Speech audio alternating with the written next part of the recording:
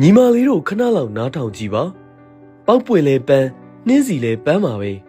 ပန်းချင်းတူပေမဲ့ပေါက်ပွင့်ကိုဘယ်သူမှမျက်နှိုးစွာနဲ့မပန်းကြဘူးပန်းနှင်းစီကိုမျက်နှိုးစွာနဲ့ပန်းစင်ကြတာဟာတန်မိုးချင်းမတူလို့ပါ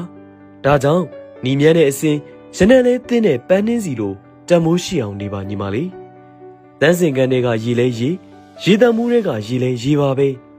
ရေချင်းတူပေမဲ့တန်းစင်ကန်တွေကရေကိုအညစ်အကြေးစေးကြောရမှာအသုံးပြုကြပြီးဘယ်သူမှမျက်နှိုးစွာနဲ့မတောက်ကြဘူးရေတံမိုးတွေကရေကိုမျက်နှိုးစွာနဲ့တောက်သုံးကြတယ်ဒါကြောင့်ရေတံမိုးတွေကရေလိုတန်မိုးရှိအောင်နေပါညီမလေးကြောက်စရစ်လဲကြောက်ဗရမများလဲကြောက်ပါပဲကြောက်ချင်းတူပေမဲ့ကြောက်စရစ်ကိုလမ်းခင်းရမှာအသုံးပြုကြပြီးဗရမများကိုတော့ဘယ်သူမှလမ်းခင်းရမှာအသုံးမပြုကြပါဘူး